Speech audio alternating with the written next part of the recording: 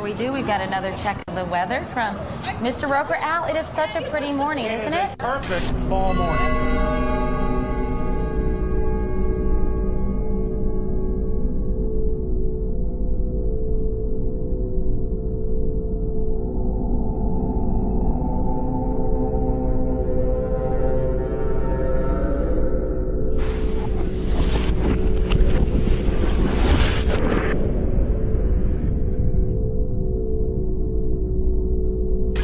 This is an NBC News special report. Here is Tom Brokaw. September 11th, the year 2001, a day unlike any other in the long course of American history, a terrorist act of war against this country.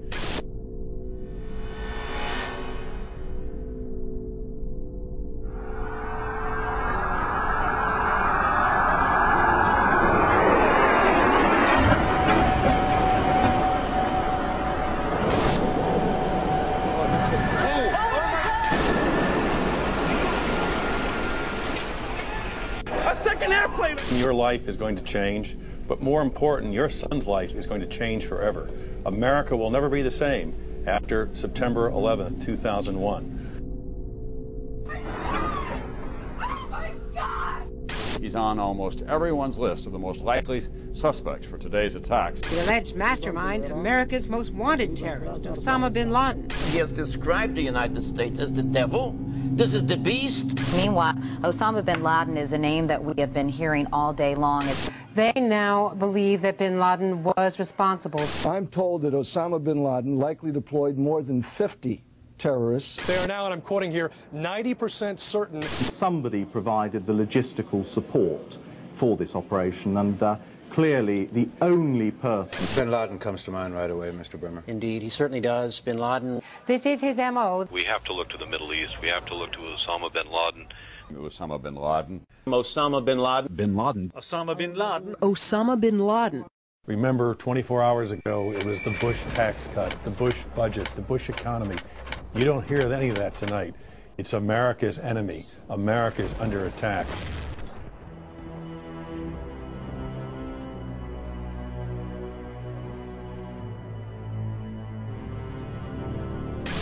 Within hours of the attacks on the Trade Center, there seemed to be one suspect, billionaire terrorist Osama bin Laden, and his band of ragtag extremists Al-Qaeda were to blame. They successfully struck the #1 military power in the world in an unprecedented fashion. America would never be the same. The Patriot Acts, Homeland Security, domestic wiretapping and surveillance, the loss of civil liberties, all in order to fight terror and protect us here at home. Is Osama bin Laden really responsible for the attacks of September 11th? If so, why can't we apprehend him? Did you know the FBI does not list 9/11 as one of bin Laden's crimes? Why not? According to Rex Toome, Chief of Investigative Publicity for the FBI, it is because there is no hard evidence linking bin Laden to the attacks. If that is the case, how could the 9/11 Commission conclude it was the work of 19 radical Muslims from the Middle East, under the direction of Khalid Sheikh Mohammed and Osama bin Laden? Bin Laden has been universally blamed for 9/11, but if one takes a closer look at the available evidence, it points to a much darker power. 7 years later, what evidence has been gathered? Let's begin with the hijackers. Many of them were actually trained within U.S. military bases. On September 15, 2001, Newsweek reported that U.S. military sources have given information that suggests 5 of the alleged hijackers received training at secure U.S. military installations in the 90s. Saeed al-Ghamdi, Ahmed al-Nami, and Ahmed al-Ghamdi listed their address on driver's licenses and car registrations as the Naval Air Station in Pensacola, Florida. Another indication of how the hijackers were tied to U.S. bases was reported on September 12th by Fox in D.C. They stated, congratulatory phone calls were made from a separate aeronautical school in Florida, which suggests inside help for the hijackers. Now, here at Embry-Riddle School in Daytona Beach, investigators say that they did indeed intercept cell phone calls that originated out of here, calls that were congratulatory after yesterday's attacks, calls the feds say were made by terrorist sympathizers here in Daytona as well as in Broward County. The New York Times would report that the Defense Department said that Atta had gone to the International Officer School at Maxwell Air Force Base in Alabama, Abdul Aziz Al-Amari to the Aerospace Medical School at Brooks Air Force Base in Texas, and Saeed Al-Ghamdi to the Defense Language Institute at the Presidio in Monterey, California. The Vice Chancellor for Student Affairs at the Defense Language Institute, where Al-Ghamdi trained, went public and said, "Bush knew of the impending attacks on America. He did nothing to warn the American people because he needed this war on terrorism. He was quickly disciplined and threatened with court-martial." Even when neighbors called the CIA on hijacker Walid al-Shiari, nothing was done. Now, you might think that some of the neighbors would be shocked to find out that a suspected terrorist lived right down the street from them, but at least one woman we spoke with was not surprised at all. Diane Albritton was so concerned about what was happening inside the home at 502 Orange Street, she called the CIA. Why was she suspicious? The odd coming and going, the different rental cars, the odd-looking people that came and went. At that time, she says, the agency was not interested. How could it be that the CIA wasn't interested in this woman's story? Other government officials would go public as well. J. Michael Springman, a former head of the Visa Department in Jeddah, Saudi Arabia, would blow the whistle that the United States was taking part in covert programs as far back as 1987 to funnel in and protect Islamic terrorists. Well, it began in Jeddah when I was repeatedly told to issue visas to unqualified applicants. This went on for quite some time during most of my tour there. Under the American immigration laws, you need to demonstrate that you're going to the United States for a specific purpose. And typically, in such a situation, you're going to sign a business deal, or you're going to go as a tourist to see the Grand Canyon, or you're going to the United States as a student to study a particular course of study. And these were people that had no job in one instance. He was a Sudanese who was unemployed in Saudi Arabia and a refugee from the Sudan. But he got a visa for national security purposes after it was taken out of my hands by the chief of the consular section. At basis, though, I really think that these were more CIA assets, people that were recruited, like all of the folks I've been issuing visas to a couple of years previously. And these people were tools to be done for a job.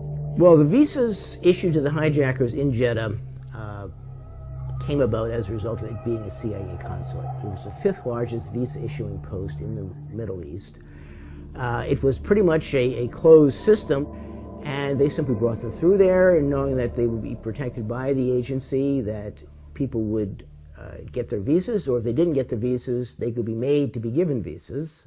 Once I got back to the United States and was out of the Foreign Service, I ran across a couple of people with ties to the American government that told me another story, that the CIA was recruiting fighters for the Afghan war against the then Soviets, and that their asset, Osama bin Laden, was working with them. In the early 1980s, bin Laden worked with operatives from U.S. intelligence, the Pakistani military, and Arab states. They ran a wide-ranging covert network that recruited and financed Muslim fighters to battle the Soviet army. It is now known that Osama bin Laden was a CIA asset under the codename Tim Osman. Bin Laden would use this handle when he would visit the States. The relationship between bin Laden and the CIA was essentially, he was one of their assets, one of the people they could turn to for help if they had questions. If they wanted somebody recruited, if they wanted somebody sent somewhere, if they wanted information, if they wanted something done, they went to bin Laden. Bin Laden isn't wanted by the FBI, and he was on a CIA payroll? Is he the brutal Islamic terrorist we have been led to believe, or a mere frontman? My question was, is it not true that the United States government paid $300 million to the bin Laden family for the construction of the military camps? At that point, then the person who was testifying had no choice but to admit, yes, that the money had gone to the bin Laden family for the construction of those military training facilities in Afghanistan. However, he added that none of that money went to bin Laden himself. Of course, it was a joke. Osama wasn't the only one working with U.S. intelligence. Hijackers also had ties to federal agencies. Alleged terrorists Khalid al-Mihdhar and Nawaf al-Zahami lived with and rented from an FBI informant. The New York Times stated on October 6, 2002, the Federal Bureau of Investigation had a confidential informer who rented rooms in California to 2 of the September 11th hijackers. But the Bureau is resisting a request from the Congressional Committee investigating the attacks to interview the informer and his FBI handler. Several members of the FBI had their investigations into terrorism impeded and shut down, especially when they got close to bin Laden. John O'Neill was the FBI counter-terror chief responsible for the investigation into Osama bin Laden. On August 22, 2001, after claims of a repeated obstruction of his investigations into Saudi funding, O'Neill left the FBI. This document is marked secret and WF, which means it walked its way out of the Washington Bureau of the FBI.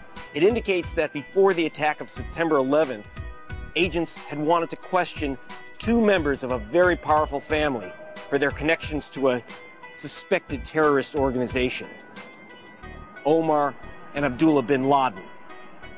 But the agents weren't allowed to. O'Neill went on to take a new post as head of World Trade Center security.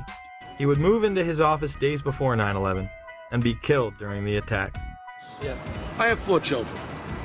I've lost friends that John, my friend from the FBI was killed. I lost people too. We lost a lot of family members. What did John O'Neill do before he worked in the World Trade Center? John was the FBI. Head of the FBI. He was tracking down Osama. He was tracking down Osama. Because the government didn't listen to him.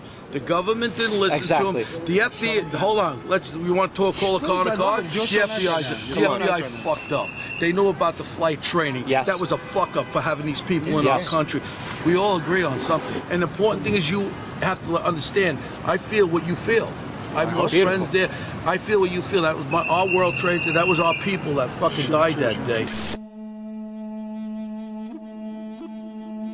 At a time when bin Laden was the most wanted man in the world, why would intelligence agencies stop their own investigations, especially as they were closing in on him?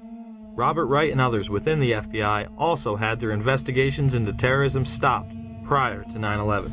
Since August of 1999, I've been working to legally expose the very real and foreseeable Middle Eastern terrorist threats to American citizens at home and abroad.